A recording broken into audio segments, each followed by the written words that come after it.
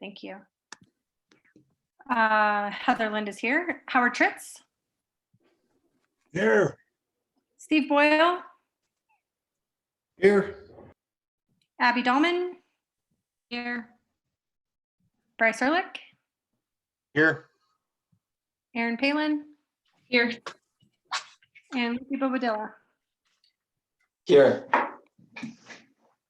Yay. Roll call of county commissioners. I have Commissioner Mudge. Commissioner Marcella. Here. And Commissioner Fiedler. Okay. Do we have any changes or additions to the agenda that we know of? Any requests? Okay. We will move down to backcountry review and preparation. So last time, in quick update, Ian's not feeling well this evening, so she's not able to make the meeting. She worked pretty hard on this draft. Is this sharing the BC code draft? Yes. Is that what you're here? Okay. So she worked on this. She sent it out to everybody to review as well, just to make the changes that we had suggested over the last several meetings, and make sure that everything was reading the way that we thought that draft code should read. And this is how it would sit in the book. Did anybody have any questions? Was everybody able to kind of look this over and make sure that everything was kind of accounted for in here? Anybody have any changes, suggestions, questions? And I'm happy to go back up and scroll through it slower. Heather, I had something come up last week that I included you in on. But I had the impression, and I think that's what we intended to do, is that we have two types of constructions in the backcountry. One of them is a full house with water and septic between 600 and 800, 600 feet and 1,200 feet. And the other one was a backcountry cabin of less than 600 feet. The situation that I came up with is we have somebody applying for an 800 square foot backcountry cabin, 880 square foot backcountry cabin that isn't going to fit that mold. And I'm kind of thinking, what's the problem is with that? Is there one? I mean, could we not have an 1,150 square foot backcountry cabin? So pretend backcountry does, because it doesn't exist right now, right? So what would be the normal protocol right now for that? Well, it would be for a building permit. They are in the process of looking into getting a variance from the Board of Health to be able to do a vault, and they're not going to drill a well. They'll be bringing their water up.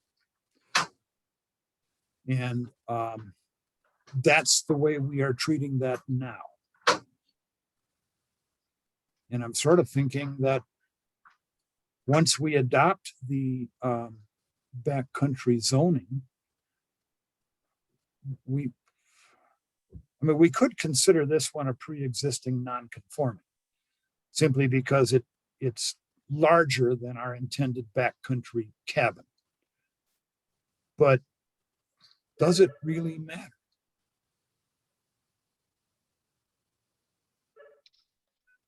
Yeah, that's a great question. I guess for some reason I had it in my head that as it sits right now, if you want to build, you have to build 600 or more square foot, and you had to meet, single family dwelling code, which is well and septic. Well and septic. Yeah. But you're saying that if he goes through a variance, if we didn't have backcountry, if he goes through a variance, then that's something we've allowed in the past. Yes. So am I wrong about the code, the way I read it today, that we have two types of structures. One of them is basically a backcountry cabin with no septic and basically no well. And then the other one is a house with a septic and well.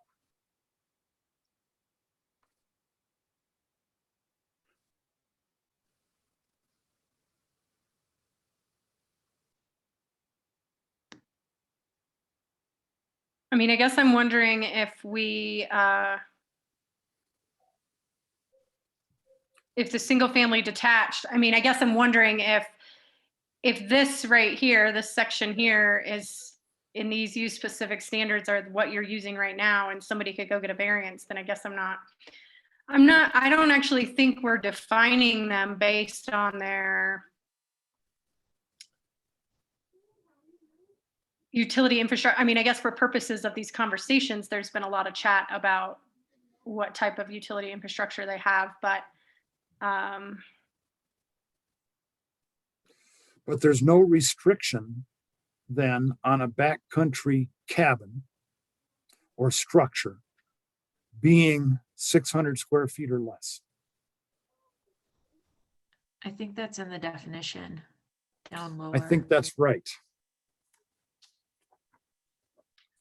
right, but I guess what I'm saying is that if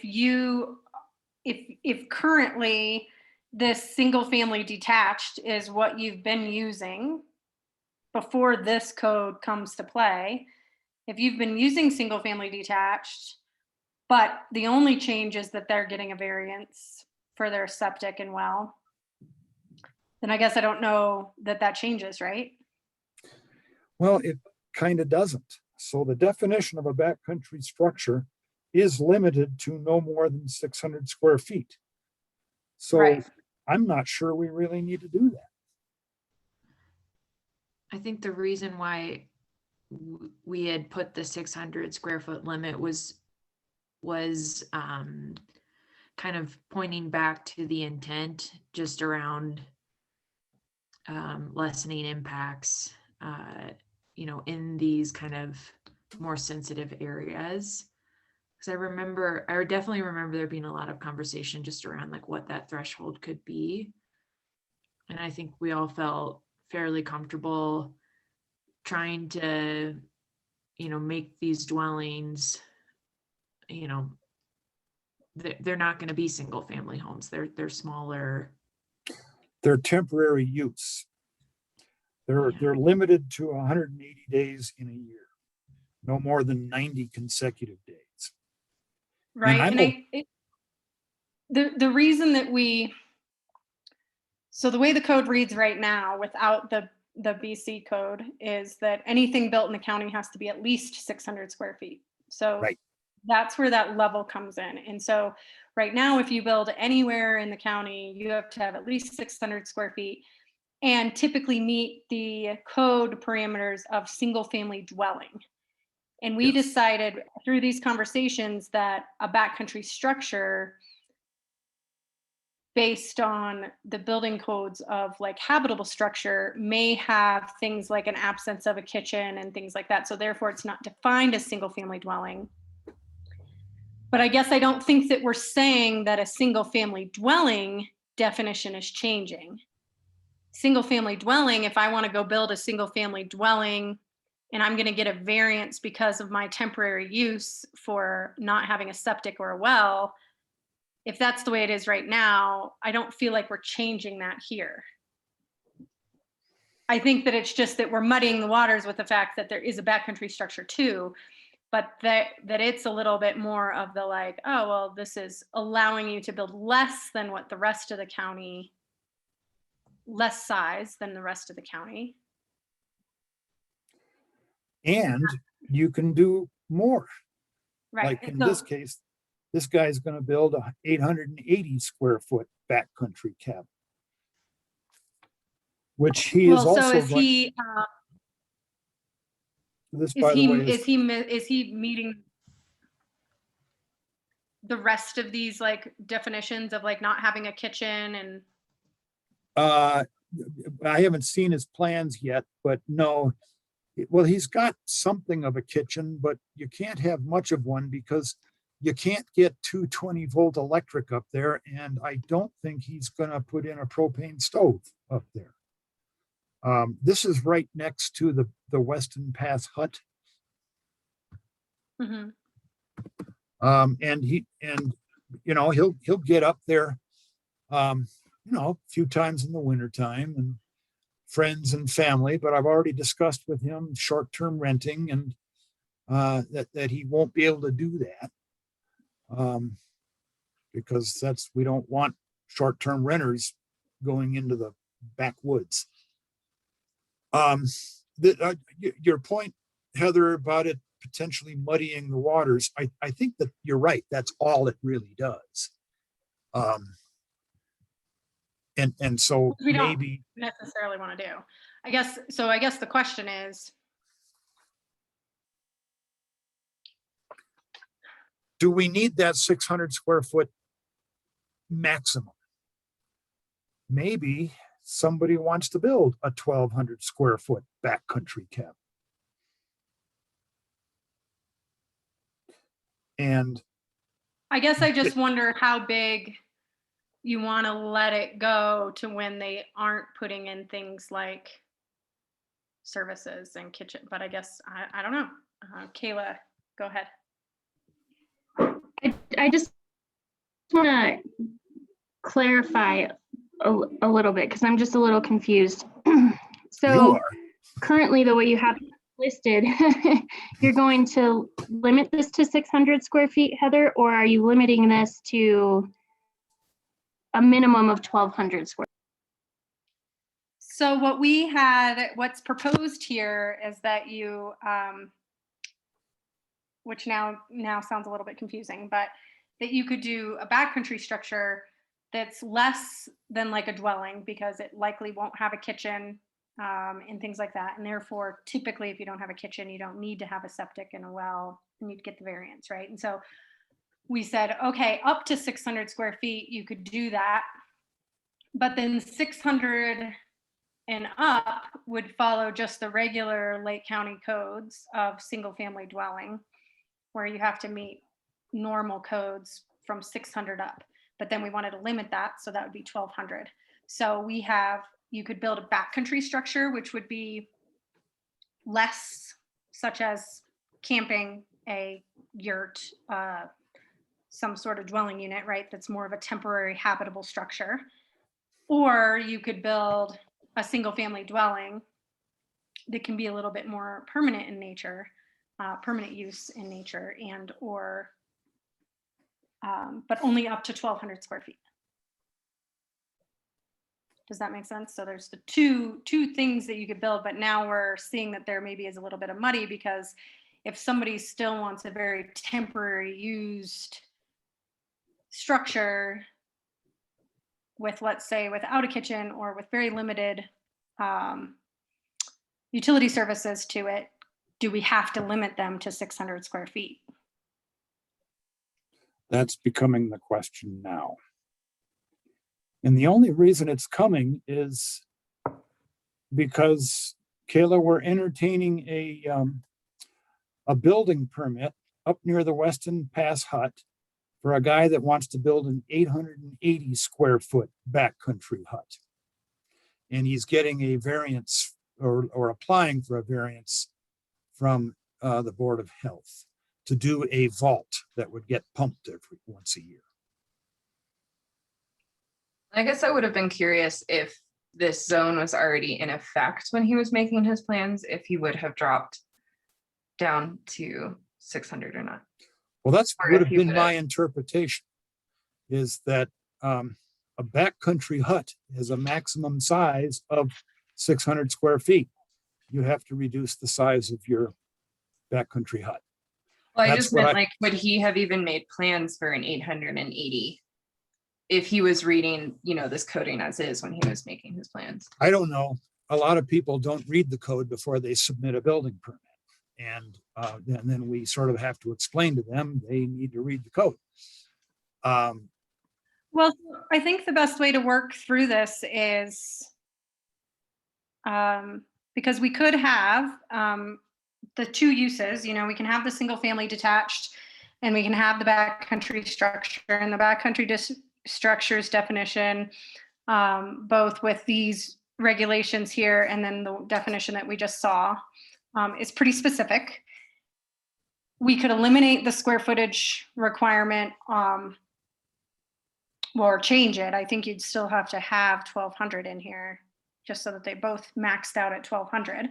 But And then also. I guess what are the indicate- cons that people see with allowing anything between 600 and 1,200 as a backcountry structure? They still have to get approval with Lake County Health for that, those variance. variances to prove that they're not going to overtax their whatever system.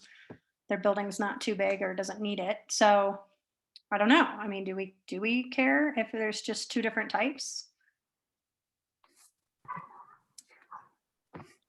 That- Hey, everybody. Oh, go ahead. It's Sarah.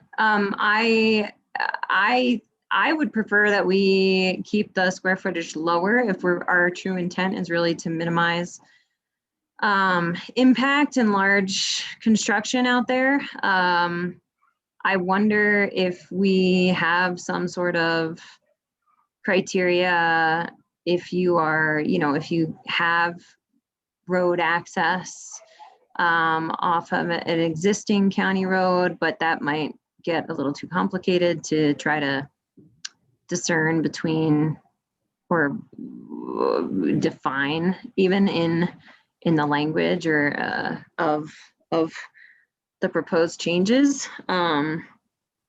But what the feedback that I had sent to before was, I think the smaller the better, and it, in my mind, kind of really brings out those folks who understand and have the maybe a truer intent of a more primitive, temporary, structure, cabin feel. It's nice Well, to I hear think I your can voice, Sarah. interpret. I think I can interpret this change though two different ways, because if we say that if we say that the single family detached in this zone district has a maximum of 1,200, but then we also change the backcountry, then that actually would be if somebody built a backcountry structure instead of building a full-blown residence of let's say 1,000 square feet, then it is less impact than the full-blown single family dwelling. At least I could foresee that being that way. Yeah, we're not So really I think increasing we're not the changing size. whole zone district's square footage. We would just be changing that regardless of what you build, it has to be under 1,200 square feet, but that you can do it either way as long as you pass the required variances and whatever rulings to define your build. We could just leave it alone too.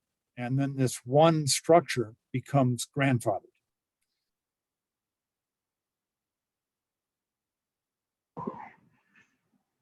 Which is, it's just the one structure. And then leave it alone, that if you want a backcountry hut of any kind, it can't be bigger than 600 square feet. Or there's a conditional use permitting process for Can No. I just Google uses like, outside. What's that? What's that, oh, Abby? sorry. I was just gonna say, I just like a yurt isn't gonna be over 250 square feet, and that's kind of, I guess, just for edification there. It's, Oh, I I've got don't- a 700 square foot yurt in the backcountry right now. oh, that's nice. Yeah. I guess I was thinking like the kind of a more standard yurt size. Yeah, but- it's not a standard yurt. I mean, Yeah. 700 square feet, that's pretty big yurt. Yeah. That was built by somebody that didn't like one of my predecessors' statement that, no, you can't do that. So they went out and did it anyway without a building permit. Yeah, that's, yeah. Yeah, Yeah, so I so- don't, So yurts can get pretty big. And they can still meet the building code.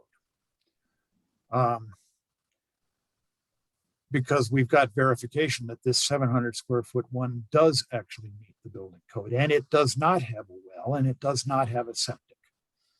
But it can meet the building code because they got a variance.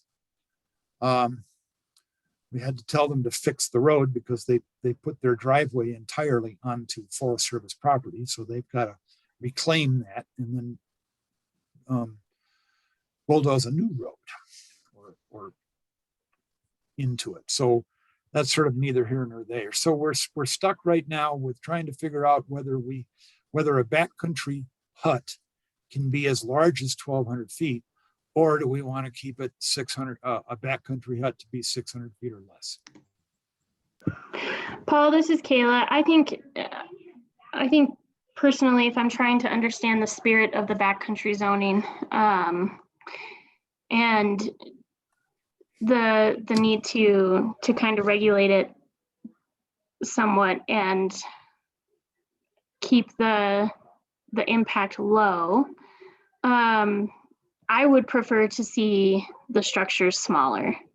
If I look at the property record card for my residence, my home is 1,500 square feet, and I just have a hard time visualizing something of this size in the backcountry. Boy, do I agree with that. Keep in mind, though, that a house your size still can go into the backcountry, your size minus 300 square feet. Right. Can still go in there. But I think that it's enough of a backcountry incentive to not build a well and septic, to just build their backcountry recreation use.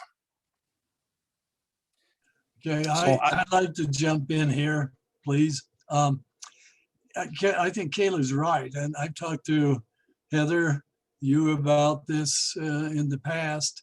I think 1,200 square feet is too big for the backcountry. The backcountry to me is a primitive, and that's what we're talking about. It's a primitive type of thing for temporary recreation, enjoyment, and it's really not meant to be lived in like a residential structure. And I think sometimes the simplest is the best. I think a minimum size of 600 and a maximum size of 900, to my liking, would be right. I don't think we really need 1,200 square feet in the backcountry. To me, that's not really backcountry. A lot of homes in Leadville are not even 1,200 square feet. Well, they're not even 600 square feet. That's right. I agree. And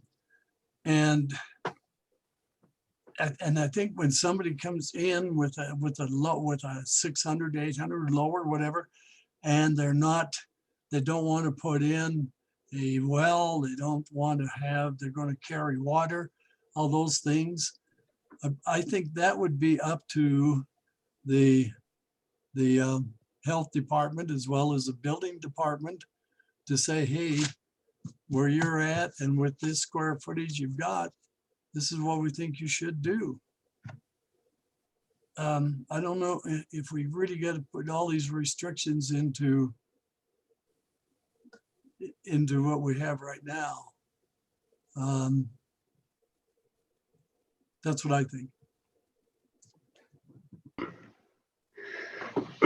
This is AJ Morris.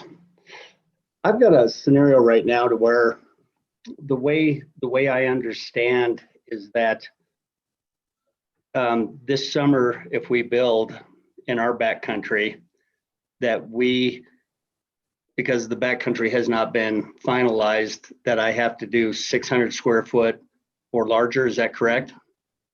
No, Okay, no, if you want to do a backcountry circumstance, right now, the Right. way it's written, it No, can- but it this can max this out code- at 600 feet.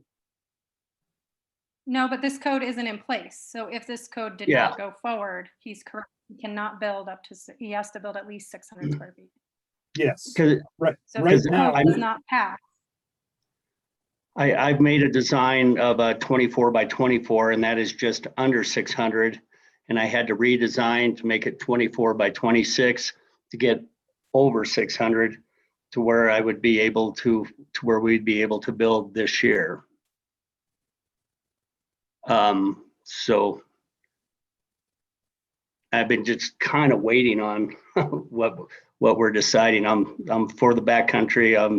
I think it's got a good purpose and everything. So so AJ, are you gonna be doing a well and septic? I will have a cistern and a septic with a compost toilet. So you're not gonna do a well, No, and you're not gonna do a full-blown on-site wastewater treatment system. no. I believe it's not going to be engineered that way because right. because of she's engineering it now. So what you're proposing is a second structure that's going to be a little larger than our 600 square feet. Right. In order to get over, ideally, I'd like to have made it 24 by 24. And that way, in the future, if I ever wanted to pop the top on it and double the size, I would still be under the 1,200 square foot. If we felt that we needed a bigger structure up there. So that's another scenario that we're kind of looking at, but I guess I'm just kind of waiting to find out whether or not we're going to be able to get this zone passed. I know we've got a lot of legwork to do on it by contacting everybody and whatnot, but Heather, do you mean the Board of Health rather than the Board of Adjustment? to change the square footage measurements, no, because our code, our LDC says 600 square feet. Board of Well- Health has nothing to do with the square footage.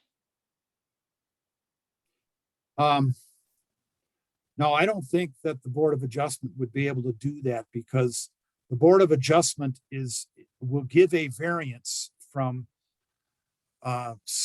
setbacks and minimum and maximum sizes if the property owner, if the issue that's being created is not created by the property owner, and that is not a finding that could ever be made by somebody that wants to do something more than 600 square feet. Do you follow my? Yeah, I think it would be super difficult to get a variance approved just with Yes. the way the code is written. So what But I we think- have here is a second structure that wants to go up this summer prior to the adoption of this code that isn't going to meet this code. correct. Well, we need to work on getting this code going. I think is the answer. So just trying to circle back. So the question, there's two questions at hand right now.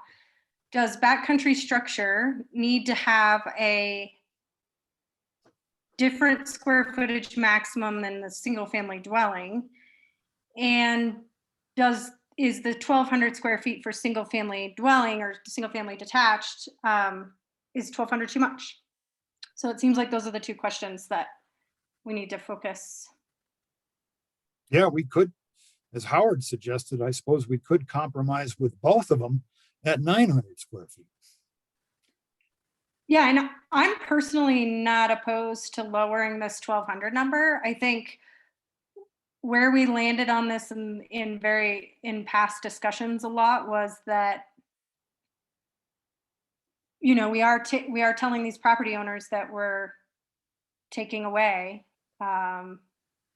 some use, and all for what we think is better. And I think most of these owners are going to be okay with, but I think that in the past we were trying to make sure that this number was palatable. Because there are folks who buy those properties and they do live there full time, and they keep them, low key and such. But the couple that I know, there's one that it's pretty close to this 1,200 square feet, probably just over 1,000 square feet. So that was the only reason I think we landed here before, was just trying to make sure we weren't taking too much with that cap, because we are taking away some use out there. So I think that's something that we have to be prepared for some pushback on. I think we should be prepared for the pushback and start where we would ideally like, maybe at the extreme of the smaller side. Yeah, I think we might get some pushback from some property owners that have it in their mind to build their retirement home in the backcountry. And I think what we've done is define the backcountry as being truly backcountry. And I think that trying to build a home, what it could amount to being a full-time home, and being able to access it year-round, presents a difficulty. I think the 1,200 square foot number was us trying to make sure that we're not taking too much from the property owners that are in the backcountry zone district. Yeah, and I think the reason that I'm not super attached to 900 or 1,200 is because I think the prevalence of somebody building 1,200 is so low, or building in between 900 and 1,200. I think that prevalence is really, really low, just because the costs that you do incur with trying to build something off grid. And but by limiting it to whether it's 1,200 or 900, you are limiting it to where people aren't willing to sink all sorts of cash into something and overdevelop it. So I'm not super attached either way. It was merely perception for me, because I think that prevalence is going to be low. I think most people are going to be what you're dealing with right now, Paul, and they're going to be at that 800, or like AJ's smaller than 600. I think the majority of people want the smaller pieces, and that's what I think you're going to have the most of right now, is the smaller stuff. So would we be okay with, instead of 600 and 1,200 as maximums, both of them be 900? That sounds like a pretty good compromise, just lower the limit to building, but up the square footage a little bit to more acceptable small structure. I mean, I kind of agree that that's kind of the Goldilocks zone, right under 1,000 square feet. I agree with Sarah and Howard that the lower the square footage requirement or maximum would be more in line with the intent of the backcountry. And we can get ahead of this, we're already seeing that this summer we're going to have several come through that maybe we're going to have to grandfather in. That's fine. There's several cabins we'll have to grandfather in, but at least we'll be getting ahead of it. And sorry, I'm quiet. I got a baby that's crying on me. Oh, I got a phone ring.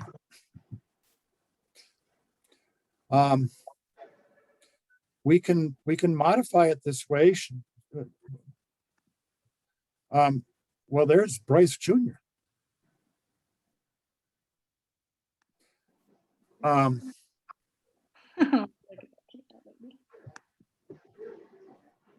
Yep. I mean, so is everybody kind of on board with that 900? How does everybody else feel about that?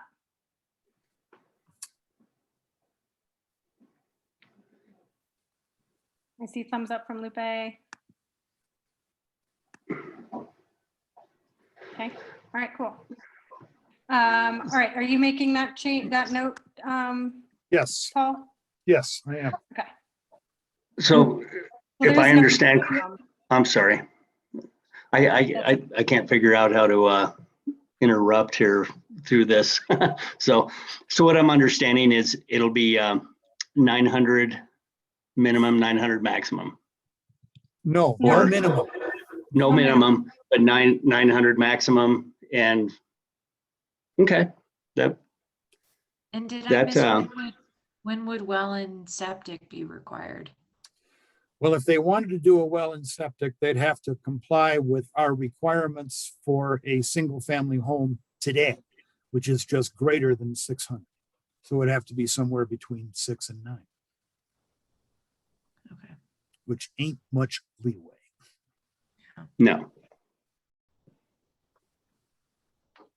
But we are not requiring a run a well, No. right? No. Okay. But Yeah, if they I'm want to sorry, do 900 something, seems like a lot to me. I'm just, I hate to be the dissenting, but 900 seems like a lot. seems like a lot. It's interesting that you should say that because I was even considering for a full-sized home, if somebody wants to build a full-sized home, I was considering a 2,000 square foot maximum. Knowing Yeah. all along that very few people are actually going to do it.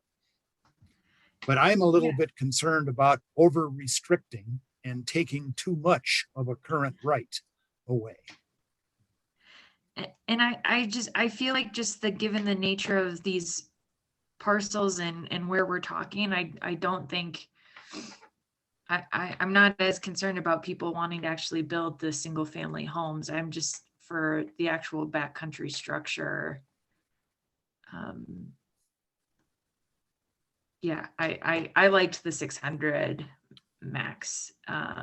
So would you say a 600 max for both?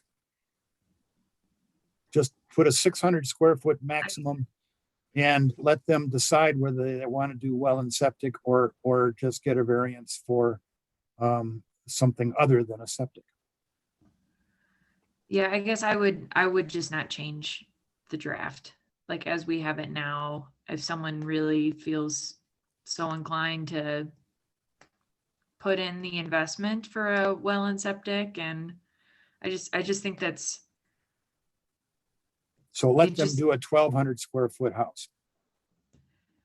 if they're gonna do, I mean, Sure, just I don't see it get happening, that. but I would think, lean Abby, more I agree with you about that. I would lean more towards the way we have the draft too, to echo that a little bit with Abby, just I mean, I think that the backcountry structures that aren't going to have full services, or more importantly, the septic,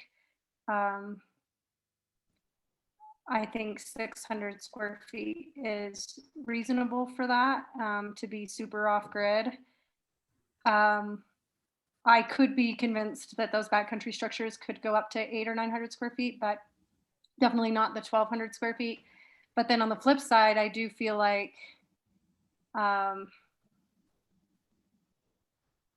the intent of backcountry is certainly less development and to be in harmony with the national forest and the things that are all surrounding that. And I'm not convinced that if somebody puts together the appropriate resources for an off the grid kind of single family home, but they want to, live there full time and get to it by snowmobile, like some people do right now. I don't necessarily feel like the 1,200 is that much if they're going to go through that investment. I also feel like that's going to be few and far between. I worry a lot about the taking. Like I definitely wouldn't want to reduce them below 900. Like you were saying 600, Paul. I wouldn't be in favor of that. I think that'd be a huge taking. No, I agree with you about that. I think the 1,200, allow them to do a 1,200 square foot standard single-family dwelling unit. But if they want to do a backcountry, do you all think that a 600 max is appropriate? Well, we had a pretty big consensus for the 900, so, you know, I just want to continue, I guess, that discussion that I'm, you know, I think I share some thoughts with Abby on that, but I mean, I think maybe the first piece of this is, regardless of how somebody builds it, whether it's backcountry or single family dwelling, how big should it go? 1,200 or 900? And maybe that's the first question, and then we can talk about the backcountry structure specifically. I guess I'd vote for 12.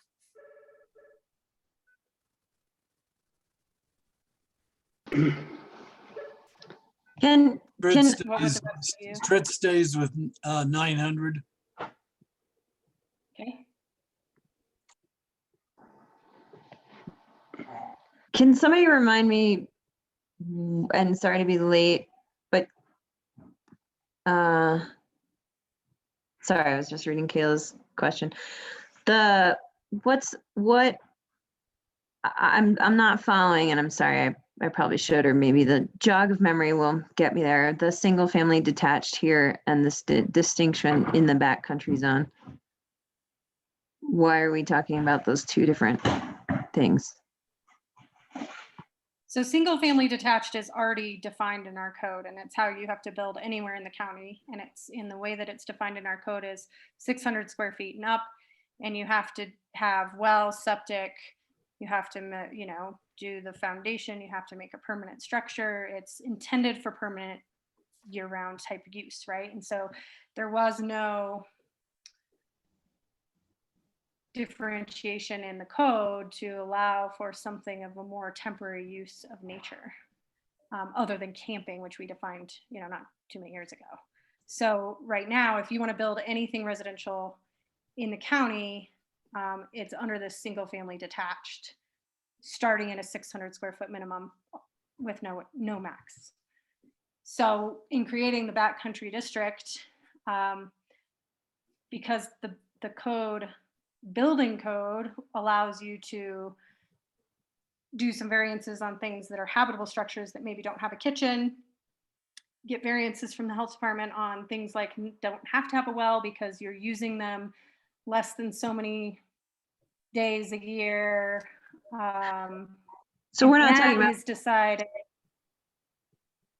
by Lake We're County not- Health or whatever the. right. So sorry, maybe I'm just misinterpreting and not being able to, I should pull up my own document here, but it's not a separate single family use. This is the use we are talking about, right? It's not either a 600 square foot or the single dwelling use of a larger structure within the backcountry zone. I'm sorry, I'm confused at the two. I feel like we're talking about two different scenarios. So a good example of a backcountry, it is two different scenarios. It just depends on what you want to build. So like if I do want to use it for a more permanent use and or more use than the temporary use restrictions, and I want a kitchen and stuff, then I'm going to fall under a single family detached. And I'm going to meet what Lake County's current codes are to follow that ruling. If I'm saying, hey, I want a yurt or I want to build this 400 square foot cabin and I'm only really going to sleep there 2 weeks out of the year, or on and off, whatever. So I don't need to have a kitchen. I'm just going to have camp stuff, you know, whatever. And they follow these rules, then they're going to be considered a backcountry structure. So So we're trying to backcountry structure decide can't if have a kitchen? No, it can't. a backcountry because structure. because a backcountry structure doesn't have A septic. a septic system. And in order to have a kitchen, you have to have a septic system. And in order to have a septic, you have to have a well. Why? any of these structures in my mind would have a sink of some sort, and you don't need a well to have a septic. No, your backcountry structure may have a sink, but you can't dump the water just onto the floor or into the outside, because that would violate the septic code. That's the Right. purpose of a backcountry structure, is to be very minimal in what you use. So yes, I'm quite sure that people are going to bring up a couple 2.5 gallon containers, but they're usually going to be for drinking and washing. There's just not going to be that much washing. But if you're going to have a sink and you want to dump your dishes into this sink, you're going to have a septic system. And in order to have a septic system, you're going to have a well. I don't understand how this, I mean, if we think about this like camping, you have dish cleaning, you have, I don't know. So Lake County Public Health has the variance process that you have to go through. So if you put forward an application with the sink in it and such, you have to be able to demonstrate how that water is being handled in order for them to issue the variance from having a septic system and having a lesser type system. That's right. And it could be a vault that whatever water they do generate, like in the wintertime, they'll melt snow, and that water's got to go somewhere. It'll go into a vault. But that needs a variance in order to get that vault. And then that use would be restricted to no more than 180 days per year.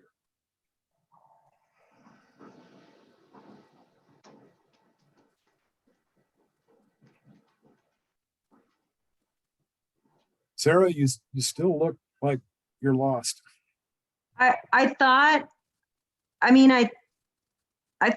that we were doing this to prevent that amount of infrastructure being required. And yes, people still need to get variances, and these structures need to be documented.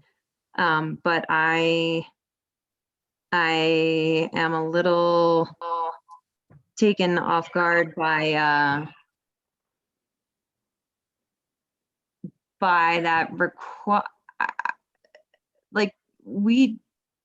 yeah, I'm totally confused now.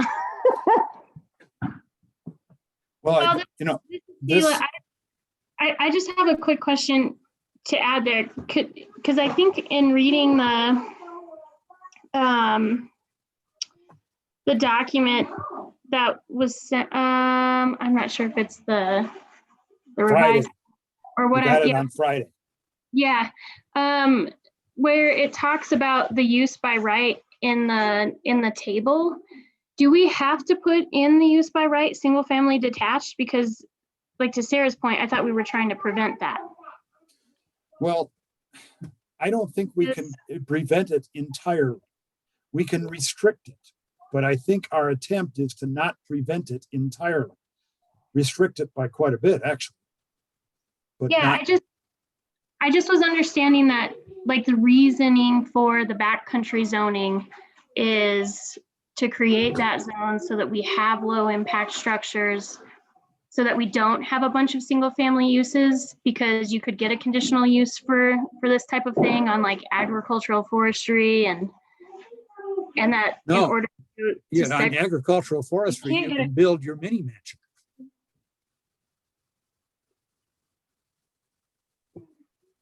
So currently, if this code doesn't go through, somebody can go in and they can currently build, it's currently a use by right to build a single family detached. That has to be 600 square feet, just like AJ was mentioning. He wants to build one smaller than that, but he doesn't meet that, so he can't. So he's going to make his bigger. So you can either, so if backcountry, if BC code isn't in place and somebody wants to build 3,000 square feet in the backcountry, they can do that right now, single family detached, because it's ag forestry. There's no conditional use permit available for any kind of backcountry structure because we're creating that here. So so the changes that the Backcountry District does is it says, we'll still let you build a single family detached home, but the square footage maximum is either going to be 1,200 square feet or 900 square feet, which is what we're trying to talk about with this. And it will allow you to build less than 600 square feet because we do want to incentivize that smaller build by having fewer restrictions on the smaller build and fewer requirements on that smaller build than you would have with single family detached. So, and it would limit you from building single family detached over 1,200 square feet. Does that help clarify a little bit? Like, I think that's the change. helpful. So it is lesser use, but it's loosening restrictions, but it's strengthening them on the maximum side. Yeah, thank you, Heather. I appreciate that. I guess that is helpful, but I don't understand what the difference would be. Like, why wouldn't, maybe I'm misinterpreting what I think a comment was, that if it is bigger, then you have to have a kitchen and you have to have this and that. Why wouldn't the same variances and options apply across the square footage, or are they? And I Which totally. is how we got into this discussion today, Sarah, is we have AJ and we have somebody else that is applying for a backcountry structure that is greater than 600 feet. So the way we have this code written right here in draft, and that's where the waters are clearly muddied, is that we were saying that if you want to build that lesser build, it has to be under 600 square feet. So that lesser build with lesser restrictions has to be under 600. And if you're going to build 600 to 1,200, then you have to meet the more permanent foundation, septic, well, all of those things. So the question is, do we need that? Or do we want to say, hey, if they're submitting an application to us and it seems like they're going to use it, do we just have one square footage maximum for both of them? And it's the same, and you're just choosing which designation they are based on their use. And it's really going to boil down to, are they using it of a more permanent in nature, into where they qualify for that single family detached build, or are they using it in a lesser manner and then they qualify as the backcountry build? And I think that's where the question is tonight, because do we want to, if we have somebody who wants to build less impact, but it's 750 square feet, do we want to be saying, well, nope, sorry, that size, you need to go full bang and do the full single family detached? So the question, that's what the separation was and the way we wrote this. But, you know, in having these examples come before us, it does ask the question, or beg the question of whether or not that backcountry structure needs to have the 600 square foot max, or if both just need to have the same max, whether that's 900 or 12, whatever. And so they could both have the same maximum square footage and then the same impact.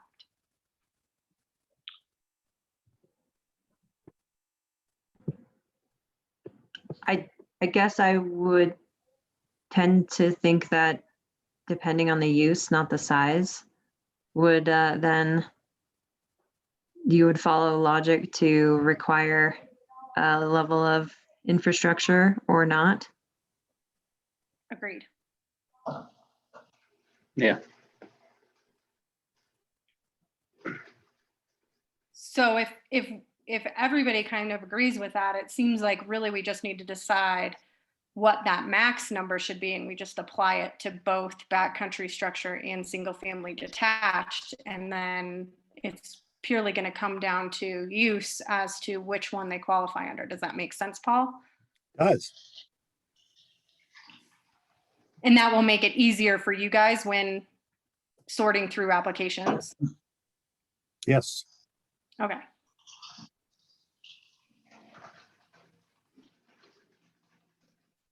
This is AJ. I'm with Paul on keeping it the way it's written now with that 1,200, and then maybe down the road tweak it.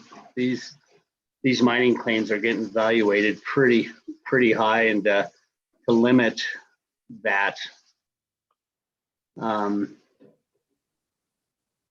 like the way it's written now. That's my personal opinion.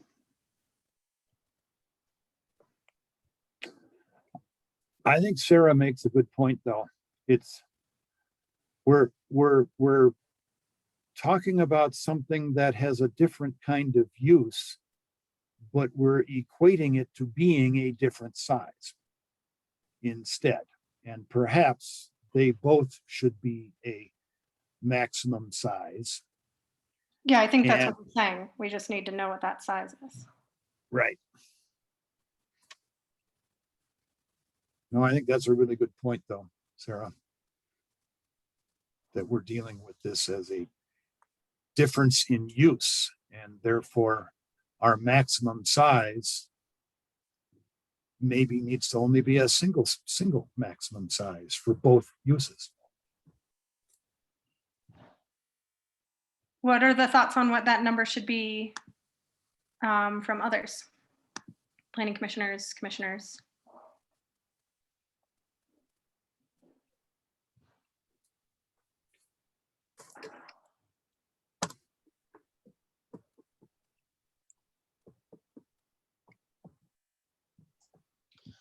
I know I have a vote from Howard for 900. Who I'm else? with Howard, Heather. I believe 900. We should try to minimize the maximum size in the backcountry and try to preserve what we're trying to promote here, preserving and having less to do in the backcountry. So 900 for me. And Sarah says, voting for 900, we can start lower and see what kind of public feedback we get in the public hearing process. So that's absolutely true. And if we feel like we're getting too much push to get it passed, we can adjust or apply for adjusting that. So I think that's a reasonable idea.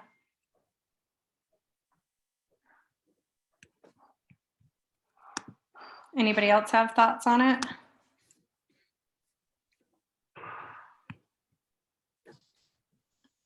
$900's fine. Thanks for entertaining my previous regression, maybe, I guess we could say. None of it's regression right now. It's good to talk it all through.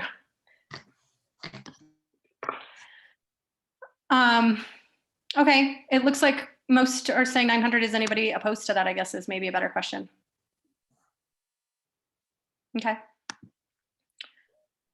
Well, let's move forward with that change, Paul, that will change both of them to the maximum of 900. Got it.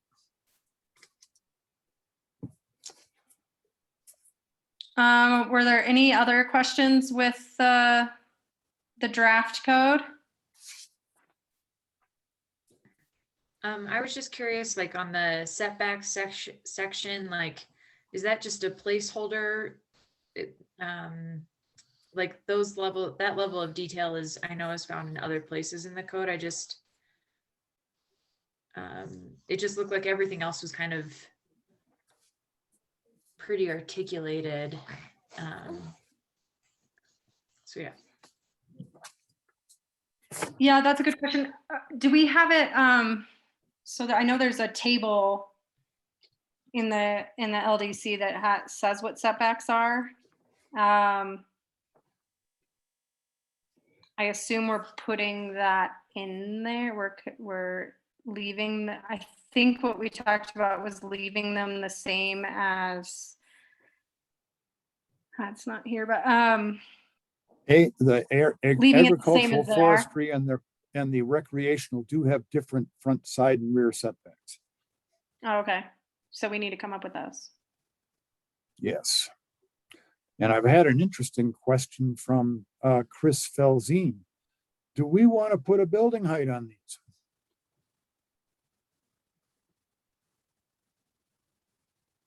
I mean, I mean, right now it's 35 feet. Why would That we seems- want to change it? Well, I know of one backcountry cabin. Howard, you know of it too. That is probably 20 plus feet high.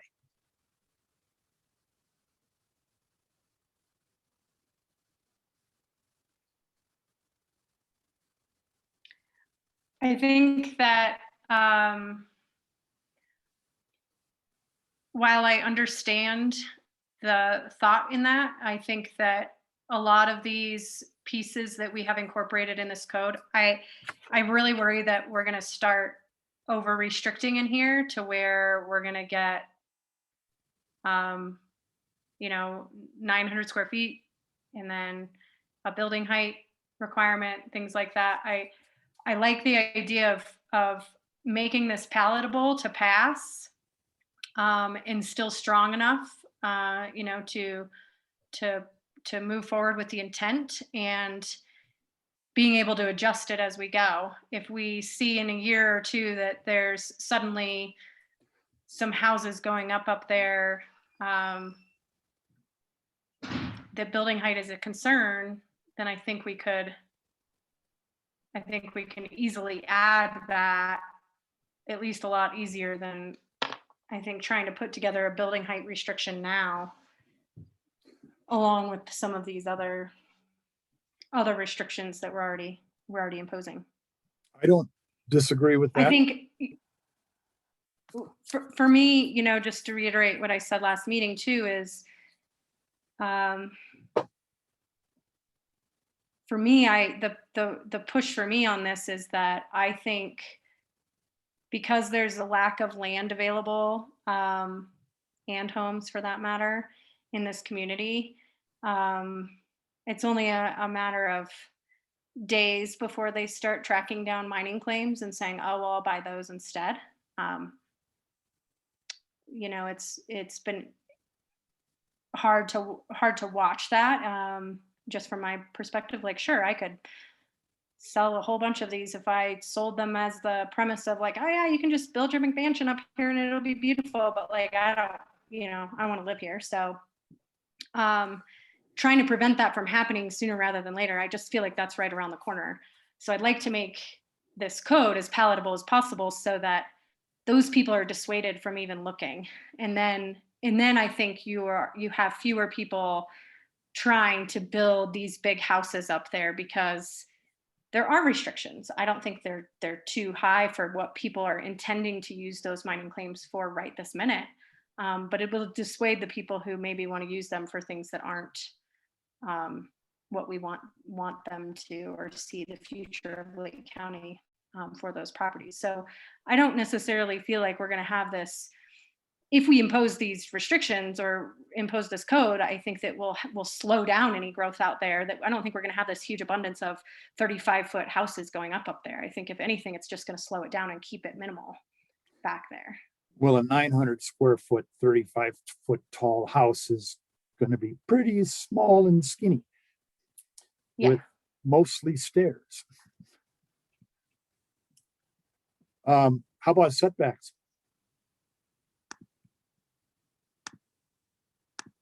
We could just require, say, 20 feet from any property line, because telling what's front, side, and rear is going to be hard. And I guess I would defer. I don't have that in front of me as far as what the current setbacks are for rec and ag, but I would almost like to see those and or know those to be able to say, yeah, let's just, I mean, I don't know that we need to reinvent the wheel as far as that goes. I think we can probably follow along with what they are now.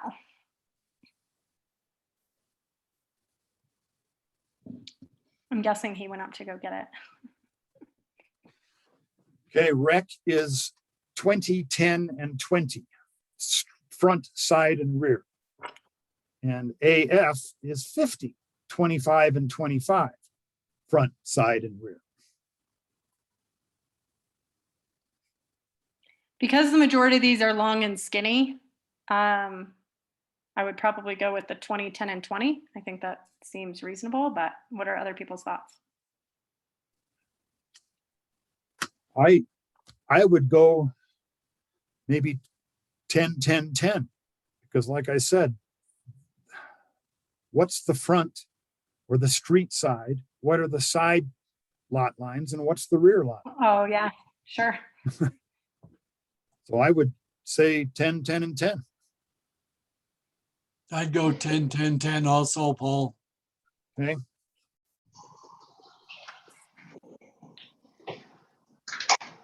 Sounds fine to me.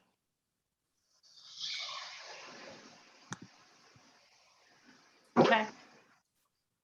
Because we Anybody do have a in the code here, our proposed code, we have a definition of setback, but we don't actually say what the setbacks are in this zone district. Right. Building height is still 35 feet.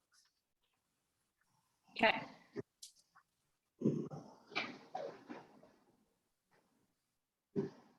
Anybody else? Anybody opposed to 10, 10, 10? Okay.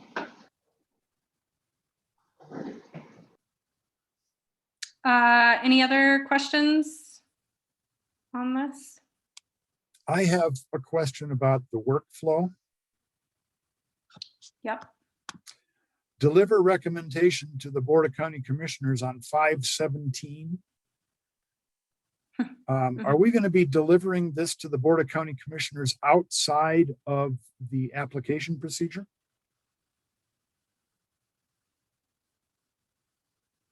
I guess I don't know. That's a good question. Well, it looks to me like that's the intent, looking at this workflow.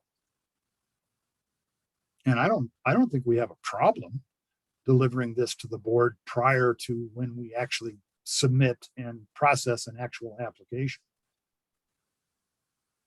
Although that the application part isn't in here, so we need to, Well, I mean, when unless that's just here. it is here, she says the code amendment process. The code requires a 30-day published notice and 15-day mailed notice. Got Given the degree of exposure, mailed notices should be sent 30+ days out. Yeah. And I do agree with that. So, I mean, the board is part of this conversation. I see no reason why we shouldn't be able to just say, hey, board, this is what we're looking at making application for. Right. But it was a question that I had. And that's like a week from today. And that's definitely was something that Anne kind of said, this is the stuff I'm working on, that we would have this final draft done after this meeting. And, you know, and then she had said she'd deliver that. So that's kind of an Anne question, I think. But yeah, I don't see any issue with that. Okay.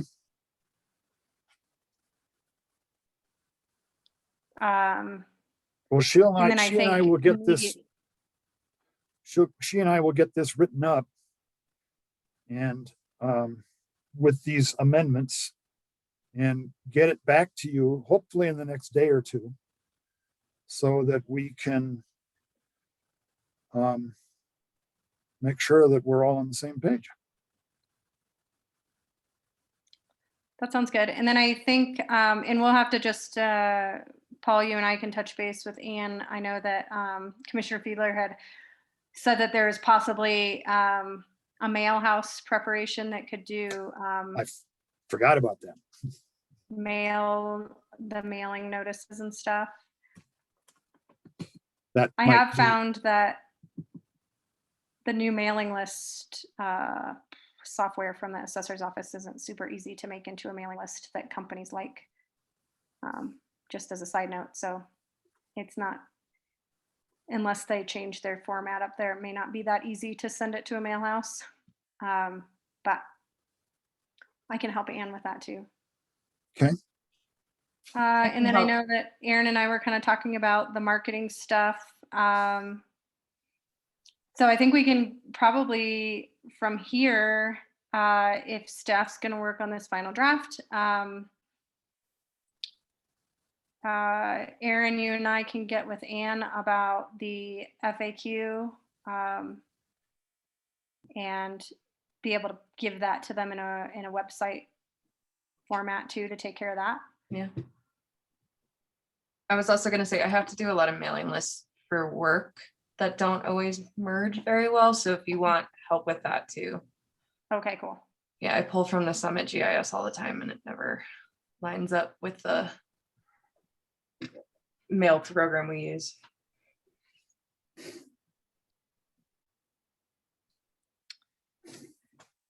We talked a little bit about having this like community information night prior to the public hearing. So once we kind of have a timeline, Paul, on, okay, what's our application date and what are we hoping our actual public hearing is going to be, I think we could plan for a community information night Zoom like a week or so before that, depending on what that calendar looks like. And we can kind of put together just some information to make more or less a Q&A. We'll do a small presentation and then kind of a Q&A so that we can hope to answer most concerns and questions at that meeting or at that information night prior to the actual public hearing. And if people have thoughts on what should be included in that, please let us know. Yeah, I think we do need to do that. I think that, we can't make the code amendment process shorter than what the land development code says, but it doesn't say you can't make it longer. And Right. I think that's what Ann is suggesting here when she says 60 to 90 days. Yeah, and I think that gives us, obviously, I think we'd love to see it go through, but I think that's a better timeline to make sure we are doing this good community information and outreach for it. So, Yeah. All right. Well, I may start working on this tonight. I might not. cool. Any other questions on Backcountry before we move on? Hey, Paul, this is Kayla. So would you then just what would your recommendation look like that you bring to us on the 17th? Would it just be a recommendation to incorporate the code No. and then notify of the time frame? No, I don't think it'll be a recommendation of anything. I think it'll just be fundamentally the proposed code that we've all settled on. And then the recommendation will come after we have actually submitted an application and have processed it for a hearing. But we wouldn't be giving you this code if we weren't already looking at recommending approval of it. Yeah, like Sarah says here, more of just like a notice that, hey, we're starting this and here's what our timeline looks like. Yep. Okay, Kayla? That sounds good. Thank you. Okay.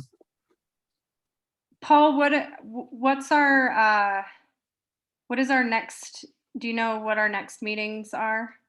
Yeah, on the 24th, we're going to be hearing I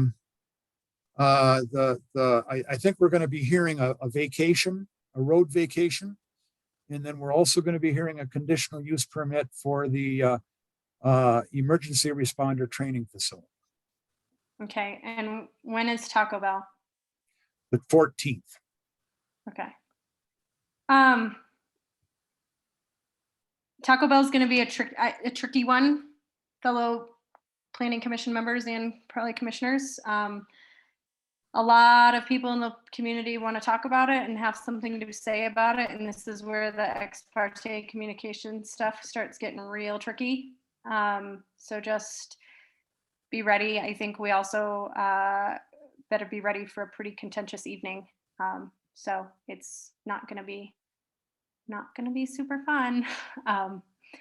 But yeah, so just be careful of that and just be sure to direct people to either come to the meeting or submit their letters of opinions or contact Paul and Ann with any questions, but that we can't discuss it with them. So like I said, it gets tough, and it's, you know, you can be on Facebook and see the engage, you know, the threads, and you just have to kind of stay away from them a little bit, because I think technically that can become an issue. So if anybody has any questions along the way, please reach out. I know this will be probably the first one of these for a lot of you, and yeah, so if there's any questions along the way and you're like, oh my gosh, this just happened, I don't know what to do about it. We also, I mean, in this small community, sometimes you can't control if somebody came up to you and just started talking to you about the situation and what it looks like, and you can stop them all you want, but maybe they already blabbered on for 10 minutes. So all you have to do is just, we're gonna have a moment before the public hearing starts that you can disclose anything, any kind of ex parte communication that may have occurred and how you handled it, and that you don't do or don't feel like it's conflicted you in any way. So some ways around it, but if you run into any questions or scenarios, just reach out to myself or Paul or Ann, and we can move forward with it accordingly. Thank you for Any saying that, questions? Heather. Yeah. I didn't know how to broach that with all of you, but I think it's just been broached, and just be aware. Yeah. All right. Well, Cool. maybe that's something to mention Monday as well, when the board is put on notice of the start of the backcountry application. Maybe you as staff can reiterate just kind of something to the effect of what Heather just said. But Yeah, I I don't mean- think it counts on that, right? Because it's Not not, an application yet. sorry, I forget. No, but No, but it's I also- mean for. Sorry. If it's legislative versus, isn't this, ex parte communication doesn't apply here. I meant exactly for this kind of the Taco Bell application and that kind of. Oh, not the back. Not the I backcountry. thought you meant the backcountry.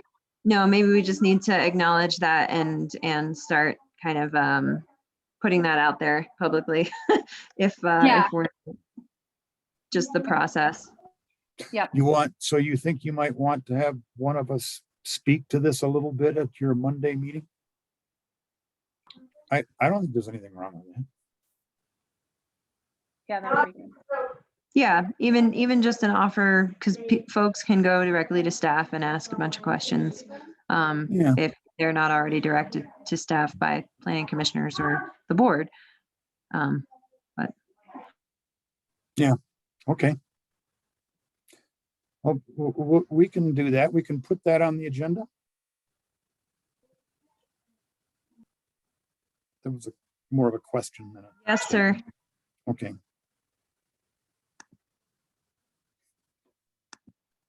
I haven't seen or heard from you in quite a while, Sarah. It's nice to have you back.